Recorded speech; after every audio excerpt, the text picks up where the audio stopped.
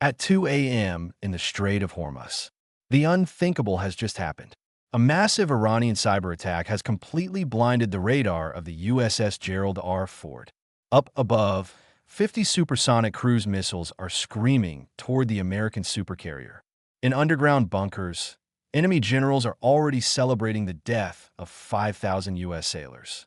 But they made one catastrophic miscalculation. They forgot to check what was lurking 400 feet below the surface. This isn't a story of how an American carrier survived. This is how a single U.S. nuclear submarine erased an entire enemy fleet in exactly 12 minutes. If you are frustrated by military analyses that always portray perfect, invincible American defenses where the technology never fails, you are not alone. The reality of modern naval warfare is rarely that clean. Real combat involves friction. It involves systems going down, networks being hacked, and the fog of war descending in the middle of the night. What happens when a trillion-dollar shield actually drops? What happens when the enemy executes a flawless ambush and the surface fleet is left entirely in the dark? To understand the true nature of American naval dominance, we have to stop looking at the sky and start looking at the silent service operating below. The United States Carrier Strike Group operates on what is known as the kill web. It is not just a collection of ships, but a single, living, breathing supercomputer. But on this night, the enemy has managed to sever the nervous system. The attack begins with a masterclass in deception. Using strict emission control, the enemy fleet approaches in complete silence, hiding their radar signatures. They launch a massive swarm of cheap, disposable suicide drones. Their goal is not to sink the carrier with these drones, but to create a chaotic cloud of thermal and electronic interference, a deliberate tactic designed to confuse the automated defense systems and waste the carrier's highly advanced SM-2 and SM-6 interceptor missiles. As the drones fill the sky, the true trap is sprung. A highly coordinated cyber and electronic warfare attack slams into the Aegis combat system aboard the surface ships. Aegis is the brain of the fleet. It is the god-tier technology that typically tracks targets with millimeter precision. But tonight, the screens go black. The radar arrays are flooded with false signals and debilitating static. The carrier is effectively blindfolded.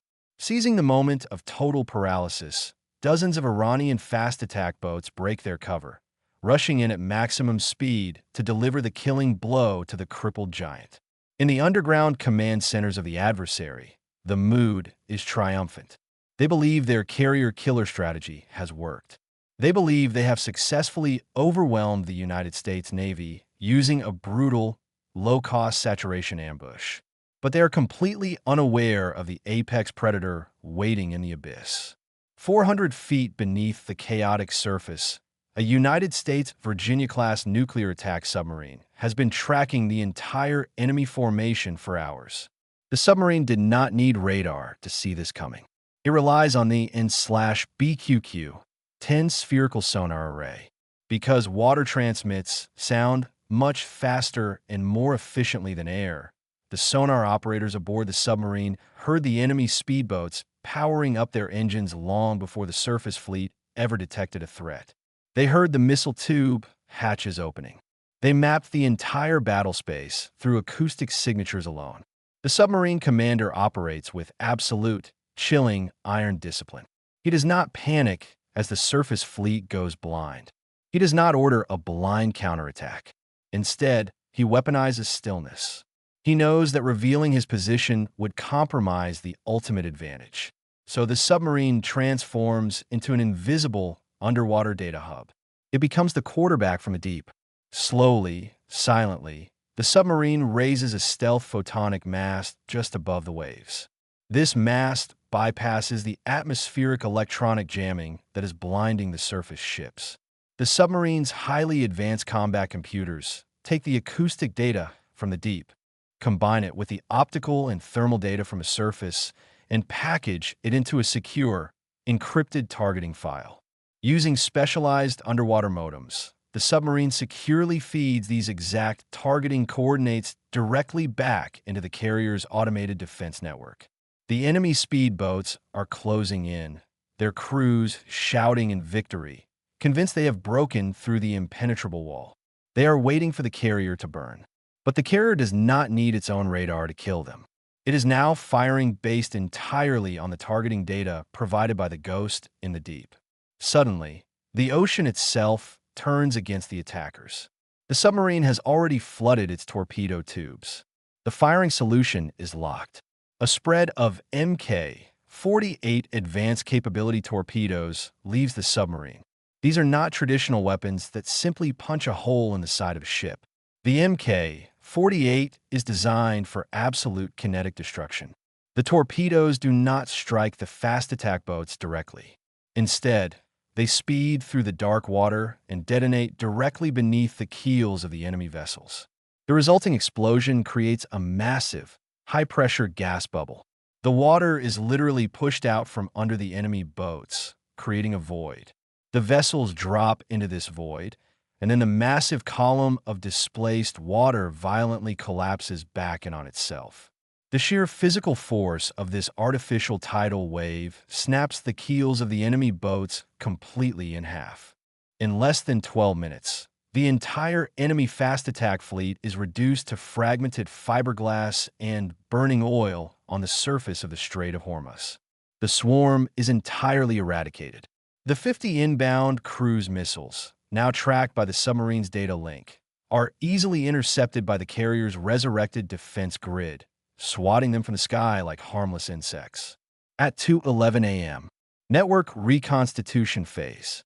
The restoration of the carrier strike group's defensive capability is not instantaneous luck.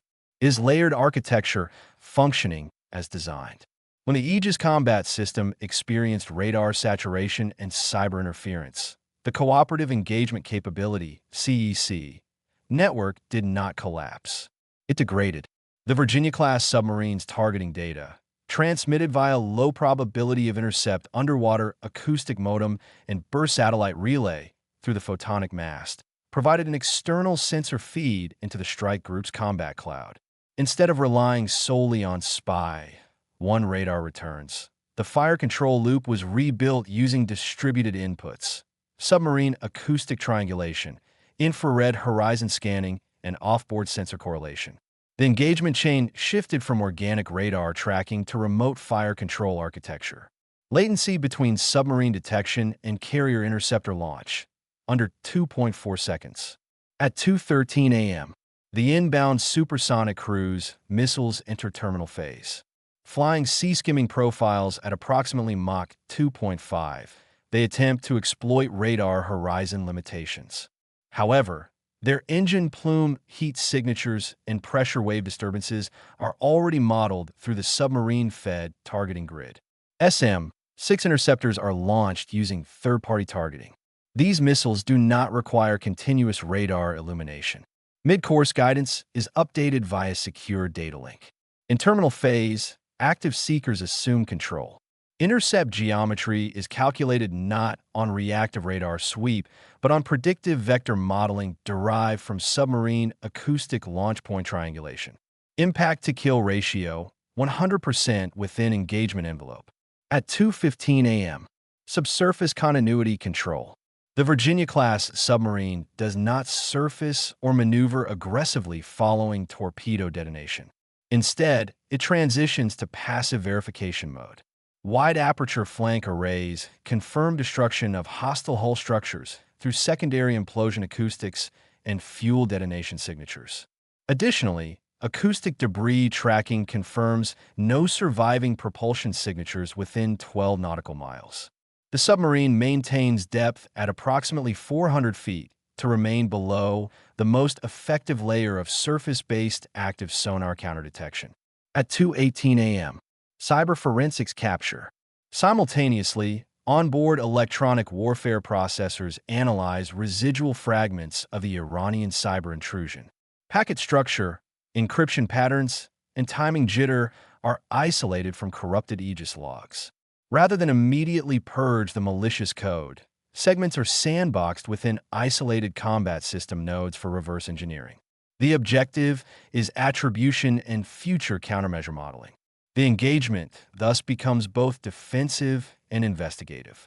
At 2:22 a.m., surface fleet stabilization. Power distribution within the carrier strike group is normalized. Radar arrays are recalibrated using hard reset protocols combined with optical and infrared redundancy feeds. Fiber optic backbone channels within the strike group reroute traffic through alternate nodes, restoring full-spectrum sensor integration. The kill web does not simply restart. It reconfigures. At 2:27 a.m., strategic containment assessment. Fleet command confirms. Enemy fast attack flotilla neutralized. A cruise missile salvo eliminative. Cyber intrusion isolated and contained. No hull penetration on USS Gerald R. Ford. No porcenel casualties. The submarine remains undetected. No counter-submarine response is initiated by the adversary. Their command network is degraded by loss of forward assault elements. At 2:30 a.m., the strike group resumes formation integrity. Air wing assets remain on deck. No retaliatory airstrike is required. The mission objective, maintaining navigational freedom through the strait, remains intact. The engagement is logged not as a battle won through visible firepower, but as a demonstration of distributed lethality architecture functioning under degraded conditions. When the smoke finally clears, a terrifying realization washes over the surviving enemy commanders. The United States carrier never even had to launch its F-35 stealth fighters to win this battle. The American superpower did not survive through brute surface force alone, but through a disproportionate multi-domain retaliation. The true nature of United States naval dominance is not just what you can see floating on the ocean. It is the invisible, highly integrated network that turns a localized, brilliant ambush into an instant death sentence. It is the absolute certainty that even if you manage to blind the giant, the ghost in the deep is already orchestrating your annihilation. The Strait of Hormuz is quiet once again. The carrier strike group alters its course, moving forward with perfect composure. For the United States Navy, this was a Tuesday. For the adversary, it was the permanent deletion of their naval capabilities. In the era of modern warfare, deterrence is not an empty threat. It is the cold reality that no matter how flawless your plan, no matter how many missiles you launch, the ocean belongs to those who control the silence.